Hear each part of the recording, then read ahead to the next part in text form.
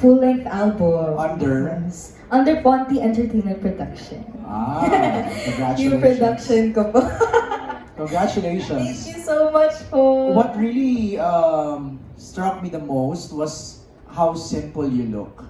Wow. Usually kasi pag umattend kami ng mga new artists and you know, they wanna really make a good impression, especially sa itsura nila. But ako nagulat ako on how very, very simple you look.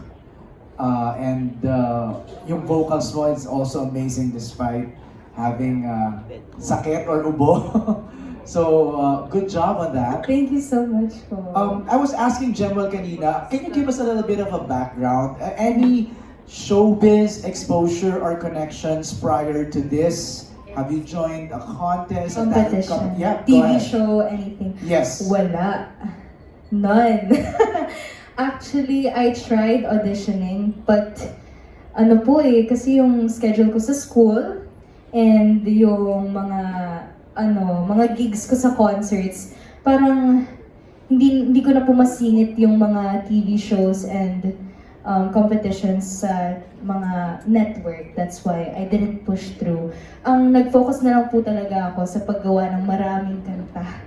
And yun naman po talaga parang I did music, I pursued music, not because I want to compete, but I want to share something that could inspire people, heal them, or use my songs to any occasions. Kaya nga po, kahit Father's Day song, Mother's Day song, Christmas song, Valentine's Day, lahat ata nadaanan ka ng season ng buhay.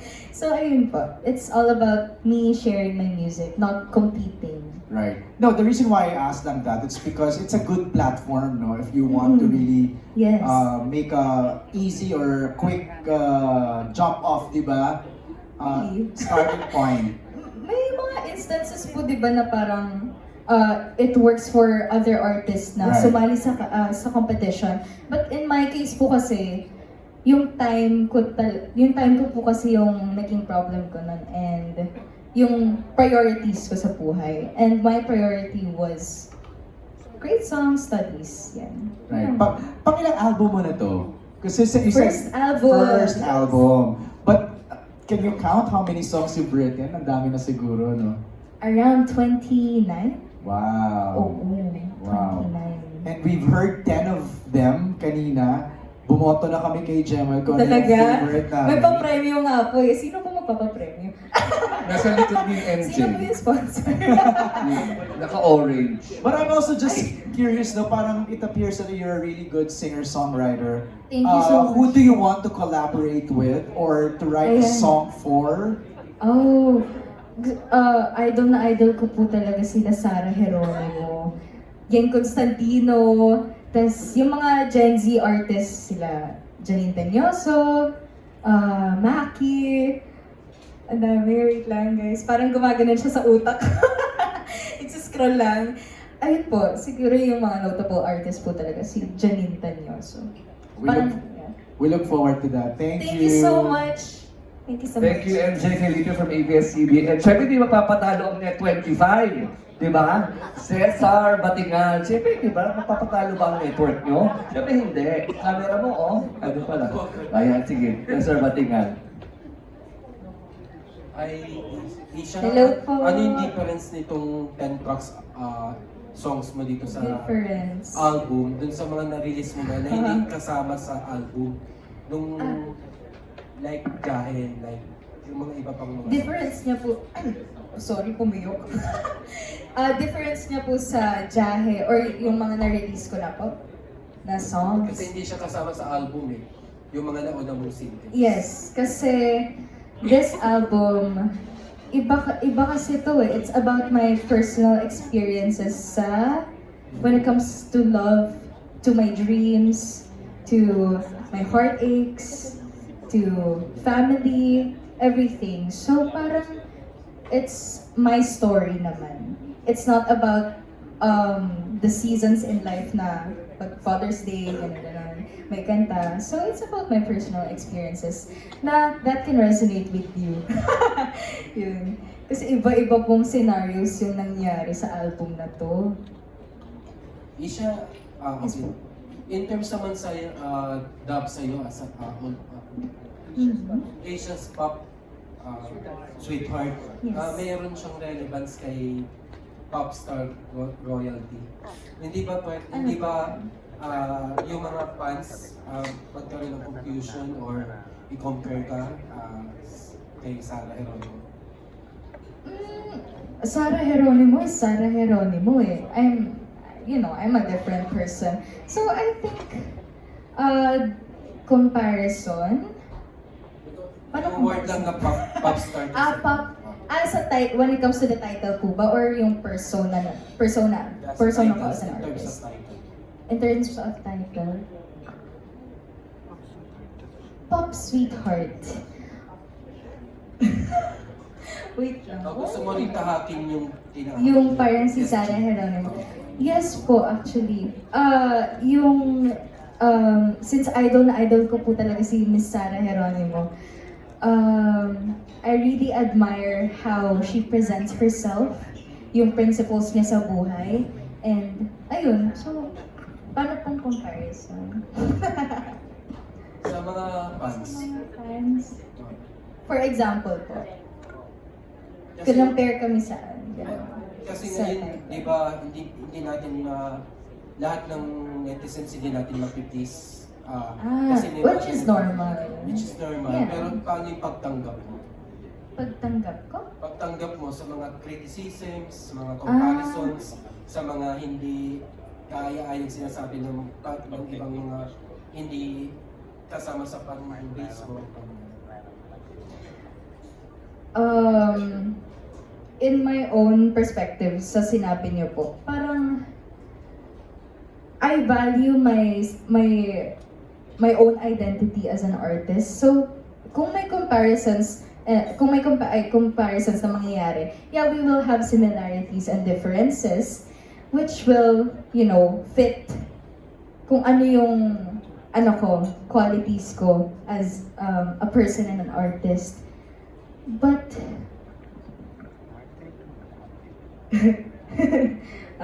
Pero hindi ka naapektuhan. hindi naman po. Parang, I know myself eh. And I know what's true and I know what's false. So, Last na lang. oo.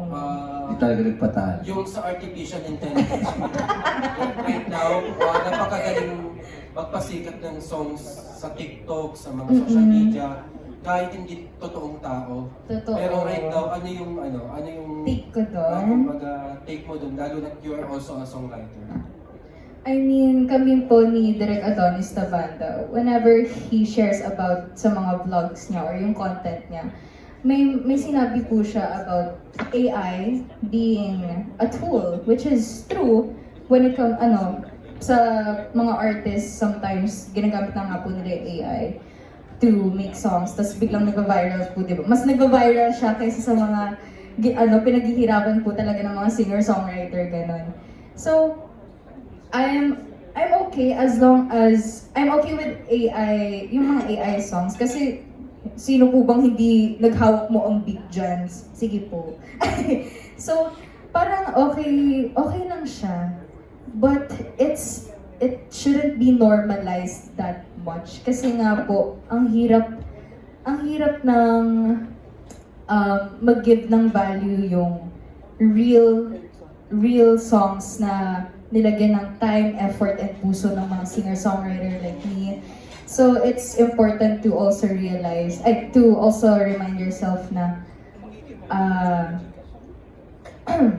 yun nga, AI siya. AI siya. Ayun. Thank you. Of course, our next question will be coming from James Miguel. Showbiz Ganap. Tayo ka, James. Hello po. Hello po. Ay! Ang sexy! Question lang, ano yung favorite song mo dun sa mga songs sa album? Ayan na, sa favorite.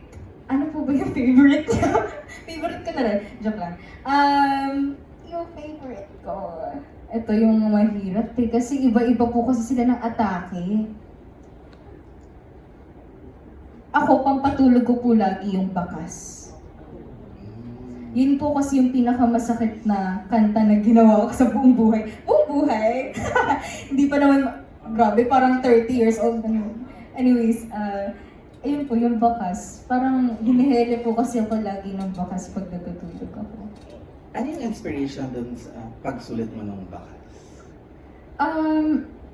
Ito po kasi yung face ko sa buhay face ko on moving on. Parang, I moved on na, pero there are still remnants of him in my life na hindi ko matatanggal. Pero, tanggap ko na okay, may memories, but, ayun nga, parang it's easy to forgive, but not to forget. Ganon. Ayun lang, thank you.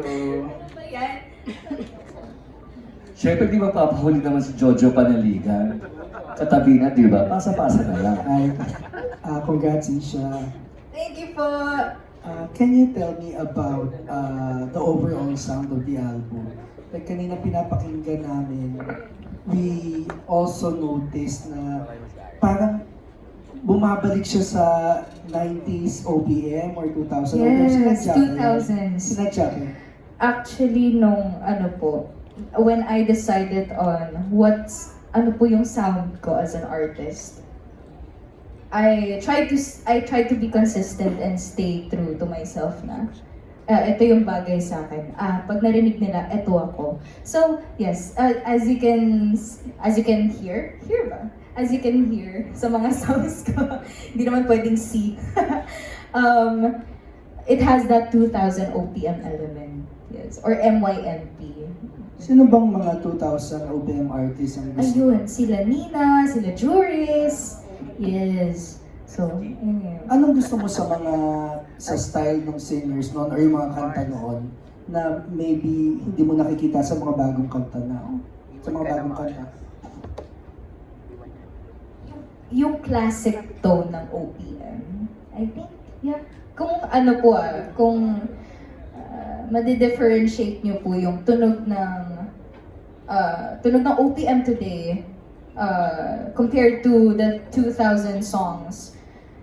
Like yung tell me why it hurts sometimes. Okay, someday someone's gonna love me. Okay, ano yan?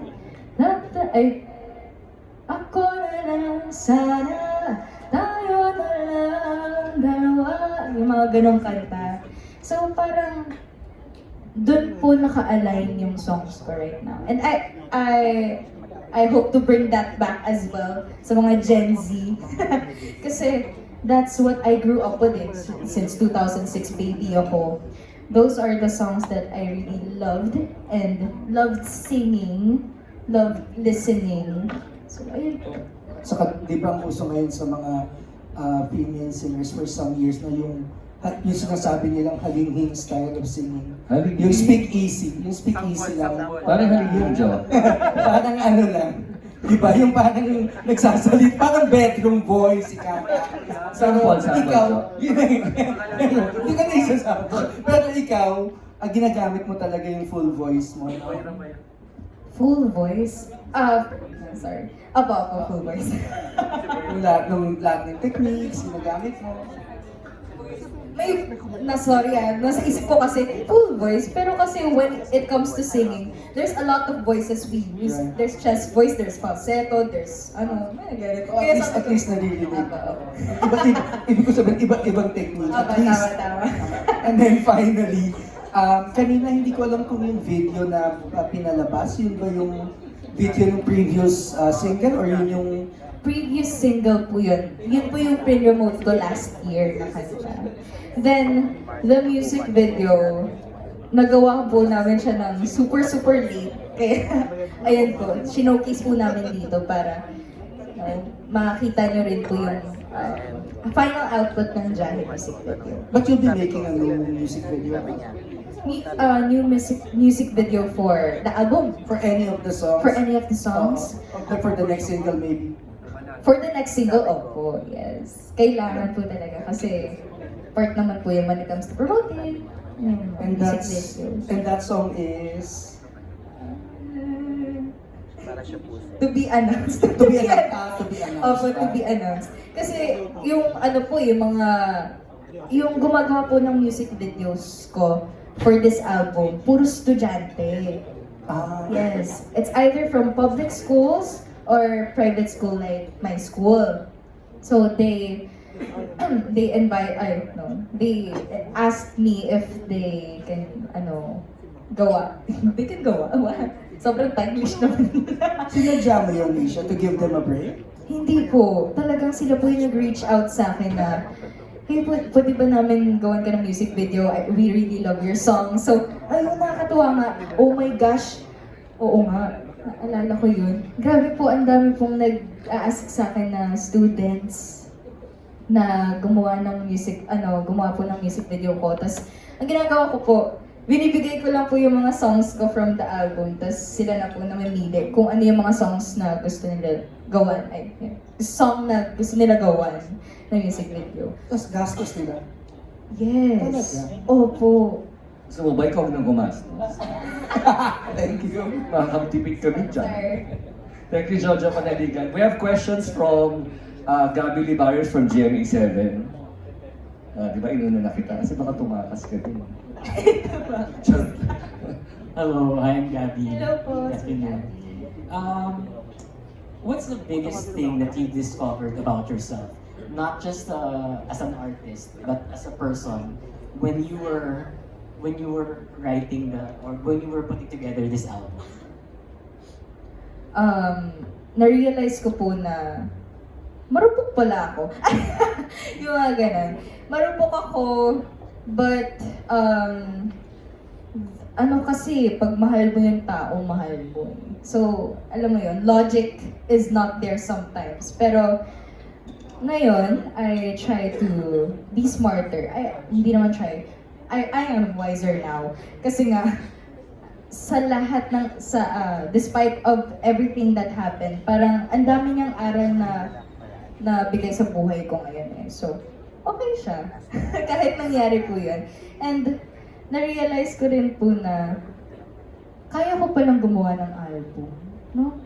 Kasi, dati po nung ginawa ko po yung first single ko, hindi ko po alam kung kaya ko eh. So, nung ginawa ko po yung first single ko, it felt like, parang hindi ko siya kayang gawin hindi ko kayang gumawa ng isang album. Kasi syempre, hindi ko pa natatry. But once I tried it, kaya ko pala. And doon ko na-realize na, okay, songwriter na talaga ako. Alam mo yun? And nakakatuwa na ma-realize na I can turn my stories into songs, into music. And I can share it with people that I love and that supports also my music today. So nakakatuwa po yun. And for the other things na realization, ano ba yan? Ano ba yung na-realize ko lately? Ang baduy ko po manamit. Ganun ba? Oo nga, sorry kasi dati grabe po talaga yung pag style ko sa sarili ko. Alam mo po yung parang casual lang na ganun. So, ayun. Hindi ko po kasi na-embody yung pagiging artist nun. Kasi whenever I write songs, pinapromote ko lang po siya by posting it once sa social media ko, tapos na. So, parang lang siya. Dumadaan lang talaga sa feed. Ayun. You mentioned kanina, bakas yung parang personal talaga sa'yo na kanta. Yes. So, would you say na mas magaling kang mag-perform and magsulat when you're heartbroken than when you're happy? Oo naman, kasi when you're nasa emotional peak ka, ang daming hugot eh. Yun talaga yun eh, when it comes to being a songwriter. The hugot needs to be there. And also, hugot, lesson, and message ng song. So, lahat yan. Thank you. Interconnected. Thank you, Gabby Libares. Thank you so much We have a po. question from Jerry Donato from Philippine Star. Nauna ka na. Hawak mo na ang beat.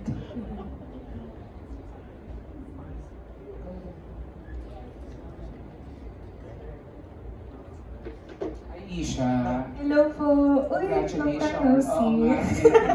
Congratulations on this Thank one. you So so finally, much after po. how many single releases you've Yeah. done, then finally, you have your Mm-mm. own album. Just a point of clarification, yung album na to, is it all original songs? ba? Yes, Composed? original. Opo, composed po siya from the heart and experiences. Kaya yung mga close friends ko po, close friends and family, ay nako, pag naririnig po nila yung mga kanta ko, talagang naaalala po nila yung mga ino-open up ko sa kanilang scenario sa buhay ko. Ayun. Tapos ano kaya yung parang common theme that connects, the common theme that connects one song to another? Kasi parang I'm assuming na yung love, it's all about longing, illusion, kindness, and some stuff. Okay. For the longing part po kasi, it's like, yung album po kasi, it's like telling a story about me from longing to self-love. So, sa longing po, this is me, wala pa pong guy sa mundo ko. Wala pa pong guy sa mundo ko. I was just focused on my dreams, my careers, my school. So, it's all about longing for the dream. Like, lagi kong sinasabi kay Lord na, Lord, bigyan mo ako ng sign kung kailan darating sa akin yung mga pangarap ko, yung taong magiging forever ko, yung mga ganon. Diba? Sinong hindi tinatanong yun kay Lord? Lord, sino kaya mga katuluyan ko? Mga ganon. Pero hindi lang po when it comes to love. Parang sinabi ko rin po sa 3 songs na yun na it's about my dreams. Yan. Then, when it comes to illusion, yun na po. Dumating na po yung guy sa buhay ko. And at that time, I thought that was the Lord's answer to my questions, to my longing. But eventually, hindi pala. It's all an illusion. Na hindi pala siya true love. Yung pinapaniwalaan kong true love. Akala ko yun yung true love na sinasabi ni Lord. Akala ko yun yung genuine and tamang panahon to receive that gift. But eventually, ayun na, nasaktan ako. There goes Bakas, yung pinaka-emotional na kanta ko. That was me trying to move on and ganon, parang yeah, I already let go, but there are still remnants of you. But I'm letting go na. Parang ganun. So, after that, there's kindness. And doon po kasi sa mga kanta ko, during illusion, hindi po maganda yung mga nangyari. After the Kabanata song, hindi po naging maganda yung nangyari throughout the relationship. So, but despite that, despite those pain, those destruction, I still chose to be kind. That's why there goes kindness. Then, in the end, I finally found myself by loving myself, and yun pala, yung hinihiling ko pala kay Lord nung umpisa pa lang ng longing was me in the end. Like, ako lang pala yung pinagpa-pray ko all this time. Like, it can be found through me. Ganun. So yes, self-love. So Isha, how do you describe yourself? Do you consider yourself as an independent artist? Kasi I'm thinking, pwede ka rin naman makipag-collaborate with